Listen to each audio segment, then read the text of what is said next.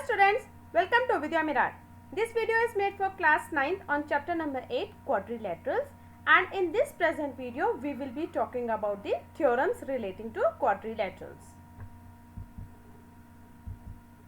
First, let us understand few basic things which you already know. Let's recall that when three collinear points are joined together, we get a line. When three non-collinear points are joined together, we get a triangle like you can see over here. And when four non-collinear points are joined together, we get a quadrilateral. So that means quadrilateral is made up of four sides. So let's talk about it in detail.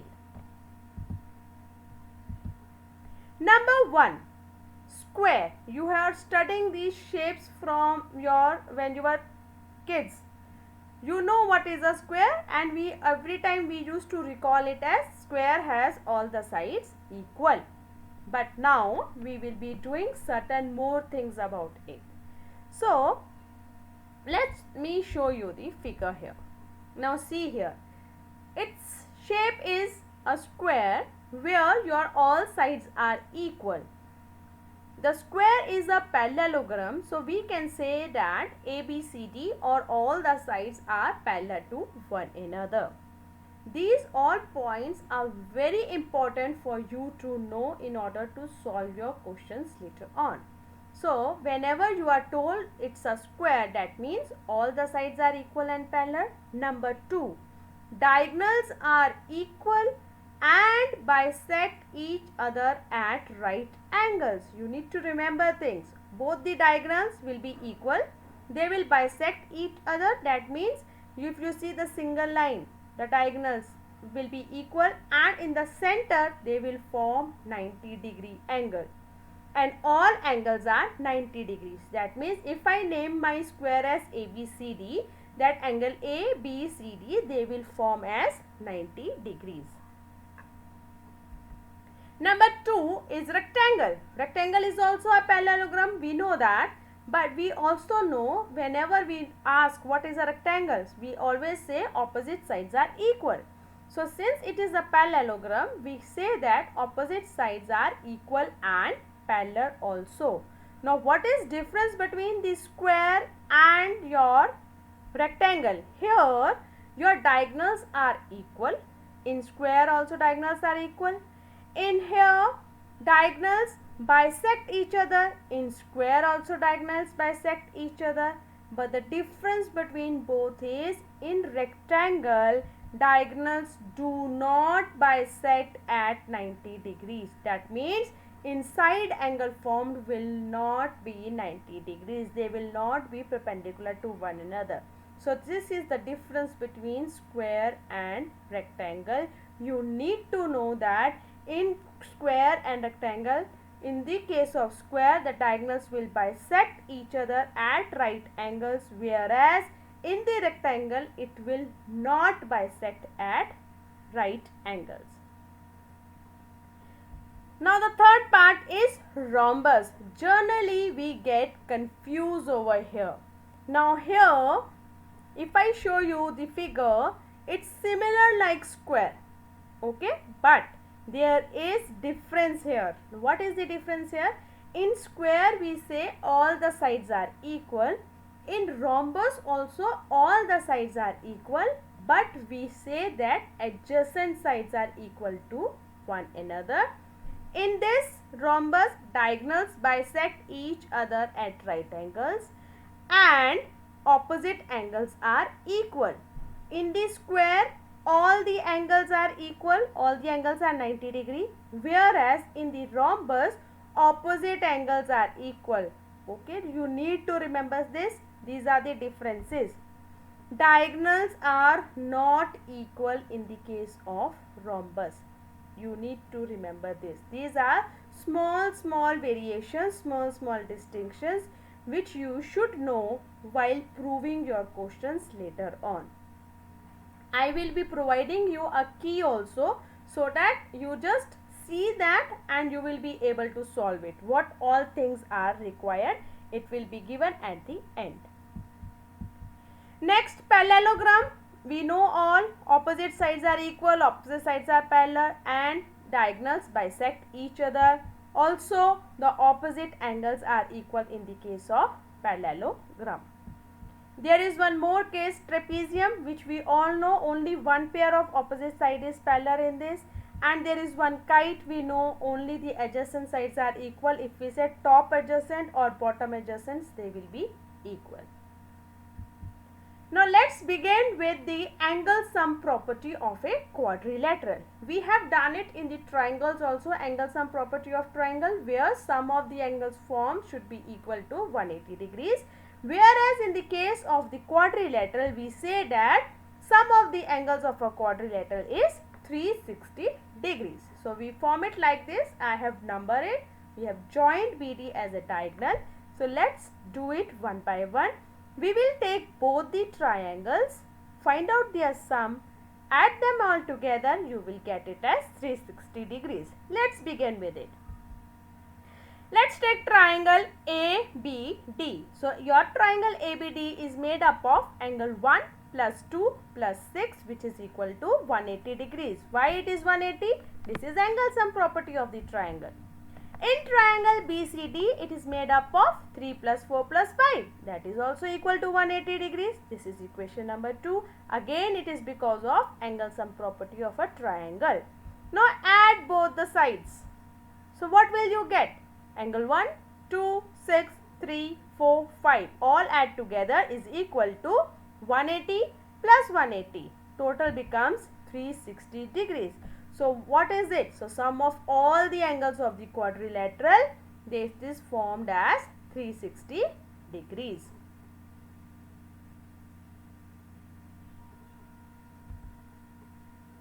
Next is a diagonal of a parallelogram divides it into two congruent triangles. So let's have this figure. Now here we need to prove that triangle ABD should be congruent to triangle BCD. And we will be proving with the help of parallelogram properties. Now let's begin with it. So in triangle ABD and triangle BCD, as we know that the lines will be parallel to one another, we can say that angle 2 will be equal to angle 5 and angle 3 will be equal to angle 6, because the lines are parallel and they form alternate angles. And we also know that DB is equal to BD, that is common in between. So by ASA criteria, the triangles are congruent. Now let's begin with the theorems. Let's see theorem number 1, which states that in a parallelogram opposite sides are equal. So if this is the figure, we need to prove that AB is equal to CD and AD is equal to BC. We need to prove this. So for proving this, let's begin with the triangles ABD and BCD. Let's make it congruent. We know that angle 2 is equal to angle 5 and angle 3 is equal to angle 6 and BD is equal to BD. By this, triangles get congruent by ASA criteria, and we can simply write by CPCT AB is equal to CD and AD is equal to BC. Converse of this. What is the converse now? If each pair of the opposite sides of a quadrilateral is equal, then it is a parallelogram. Now here what are we given to us? We are given that opposite sides are equal and we need to prove that it is a parallelogram, which means AB should be parallel to CD and AD should be parallel to BC. So what are we going to do? Again take two triangles. Let us make it congruent. We know that the sides, opposite sides are equal, so we can say that AB is equal to CD and AD is equal to BC and BD is equal to DB, common, and by SSS criteria both the triangles are congruent.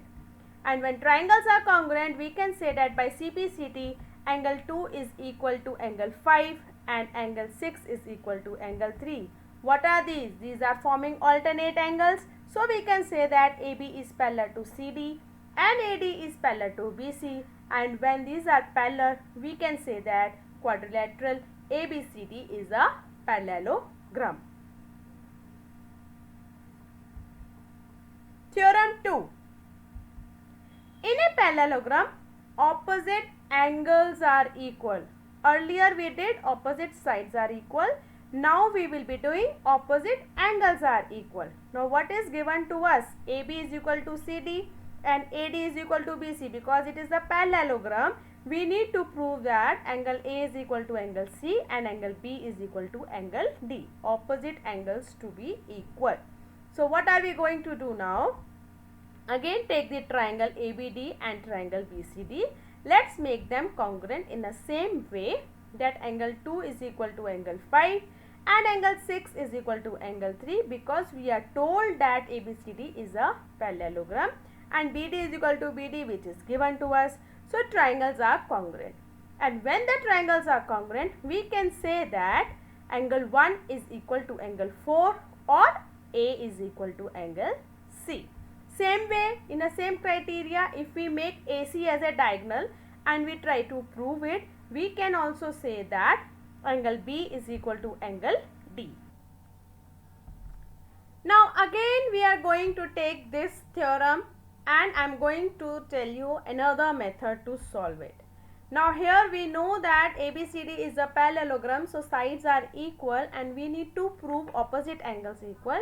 We will be proving both the triangles congruent by taking SSS criteria, and with the help of which triangles become congruent, and we can say by CPCT angle A is equal to angle C and similarly angle B is equal to angle D, hence proved. So any of the method you can choose, whatever you like. Converse of theorem 2, that is, if in a quadrilateral each pair of opposite angle is equal, then it is a parallelogram. Now what are we doing now? Earlier we proved that opposite angles should be equal with the help of congruency or by making two triangles congruent. Now we are given that opposite angles are equal and we need to prove that it is a parallelogram. So to prove, in order to make it a parallelogram, we should have AB parallel to CD and AD equal to parallel to BC. Let's begin with it. Angle 1 is equal to angle 3, it is given to us. Angle 2 is also equal to angle 4, that is also given to us. And in a quadrilateral, what are we doing? Angle 1 plus 2 plus 3 plus 4 is equal to 360 degree. That is the angle sum property which we have just done earlier.